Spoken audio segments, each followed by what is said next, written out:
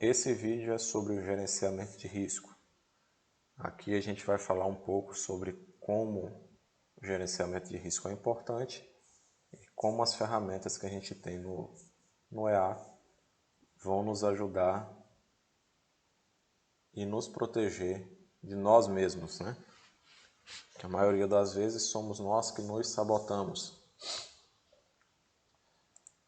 Em primeiro lugar, quando a gente tem vários robôs rodando na nossa conta, eu consigo limitar o número de posições simultâneas na conta para evitar quebrar a minha conta. Por exemplo, eu estou operando 10 paridades dessa aqui. As 10 primeiras paridades eu estou monitorando para operar. O que vai acontecer? Cada paridade eu vou ter definido lá um valor, uma identidade mágica diferente. Mas se você tiver uma conta que não é muito grande, você não consegue abrir 10 ordens ao mesmo tempo. Se você abrir 10 ordens ao mesmo tempo e as 10 for contra você, você pode quebrar a sua conta. Então, o que a gente faz para evitar que isso aconteça? A gente limita o número de operações simultâneas na minha conta. Então, eu tenho aqui um número de operações simultâneas na conta. Vale lembrar que sempre que tiver um valor zerado, a função está desativada, então nada vai acontecer e o robô não tem limitações. Então, quando está zerado, ele opera à vontade, do jeito que aparecer ele vai operando. Já se eu inserir um número maior do que zero, ele vai parar de operar quando atingir aquele número. Não interessa qual é o número que eu coloque. Então, por exemplo, eu estou com 10 canais traçados no gráfico, mas eu não posso abrir 10 ordens ao mesmo tempo. Então, por exemplo, eu vou definir 3 ordens aqui. Então, eu vou colocar o número 3 aqui.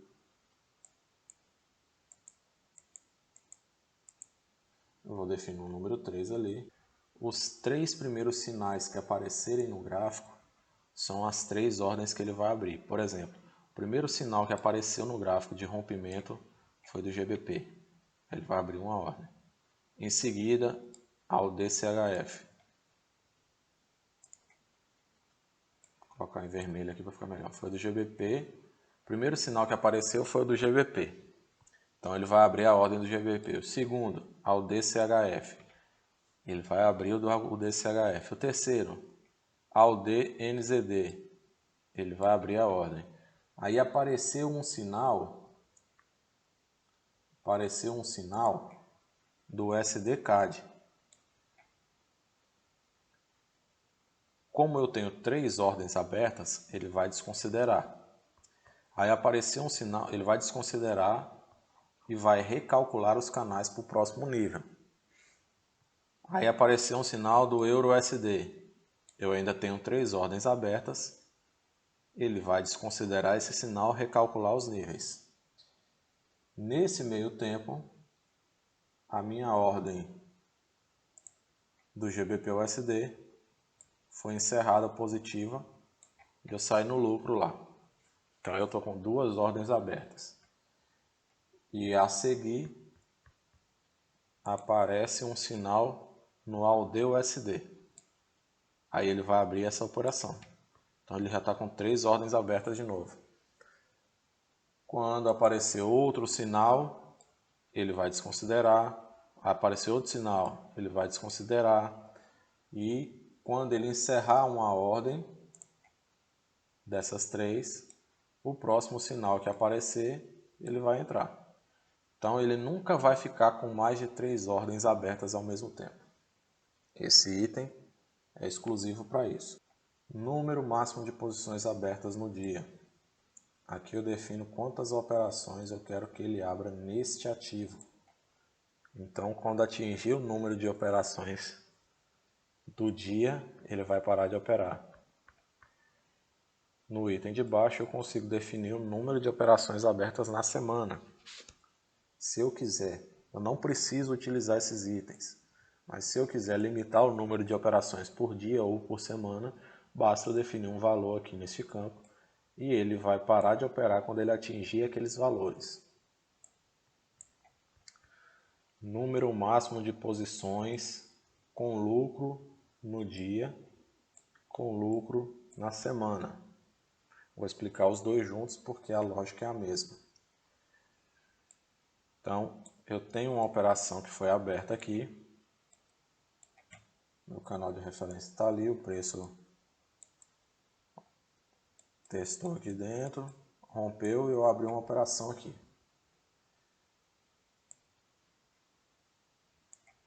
Abri uma operação nesse nível. E o preço, ele foi a meu favor.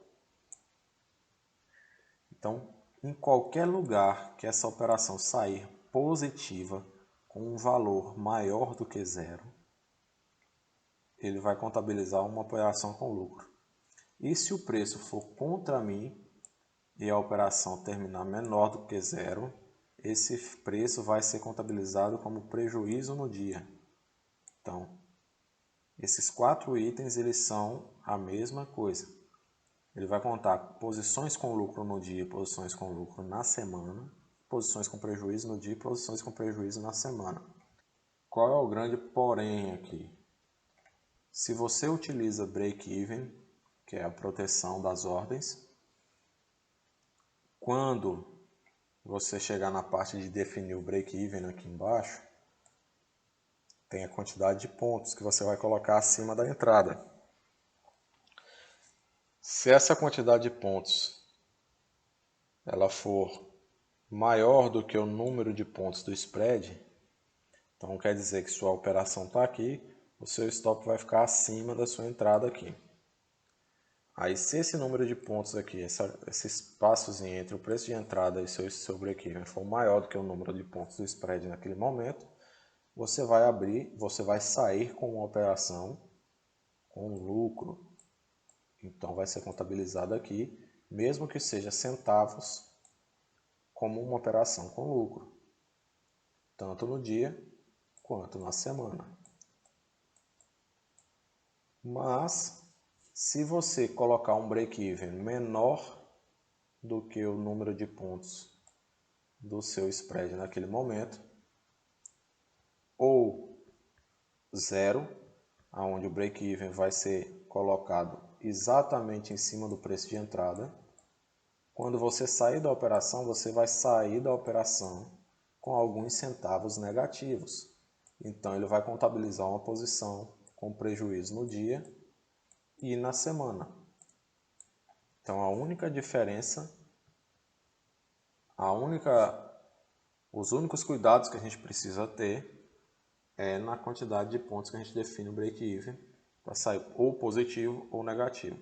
Nessa parte de cima, a gente limitou o robô de operar de acordo com o número de posições que a gente quis. Já na parte de baixo do gerenciamento, a gente faz a limitação financeira. Neste bloco, a gente faz a limitação financeira.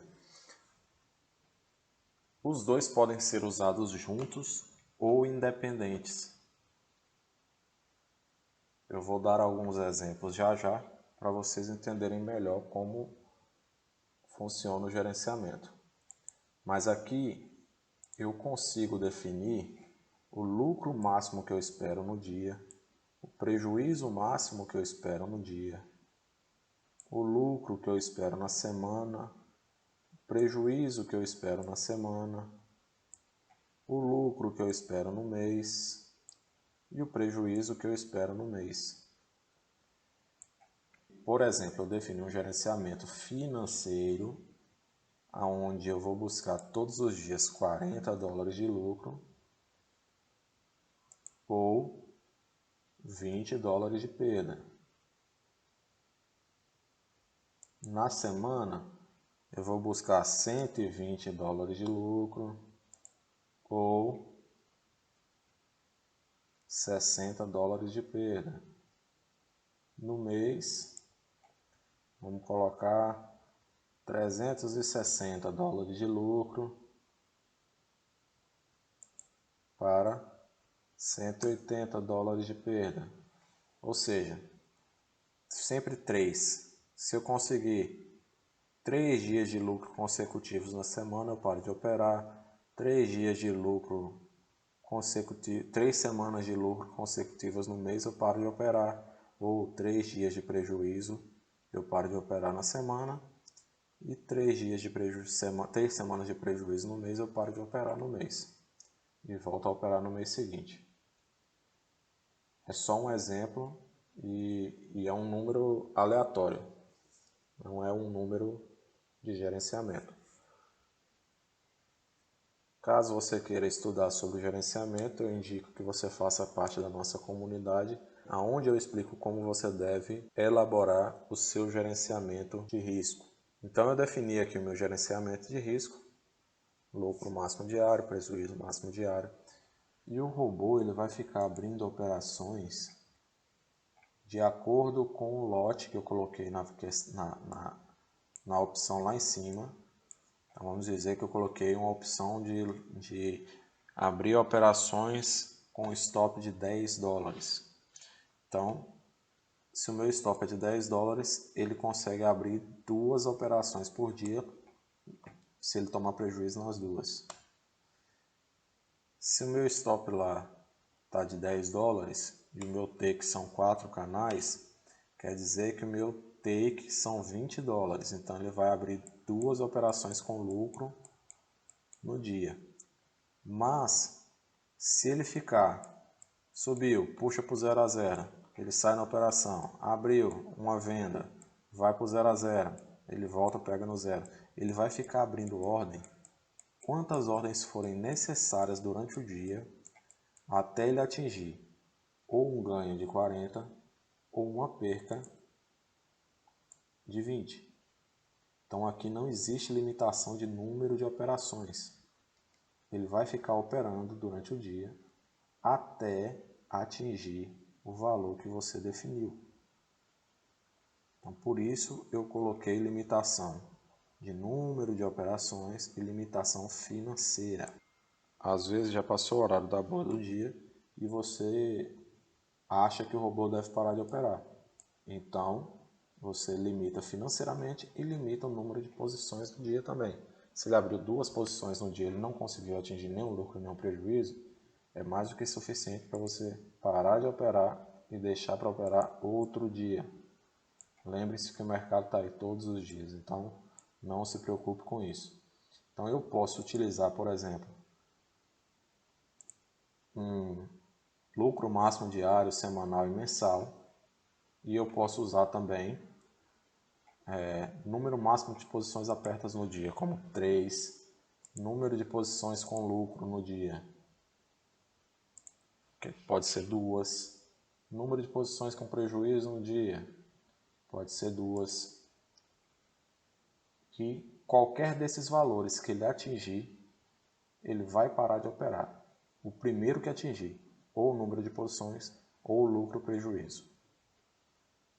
A vantagem de estar usando o lucro prejuízo e a vantagem de você estar usando este robô, uma das grandes vantagens é quando você tem crashes, onde o preço despenca de verdade, crashes absurdos como aconteceu na crise de 2008 ou na quebra da Bolsa de Valores em 1929, você não tem ninguém querendo pegar a posição contrária à sua.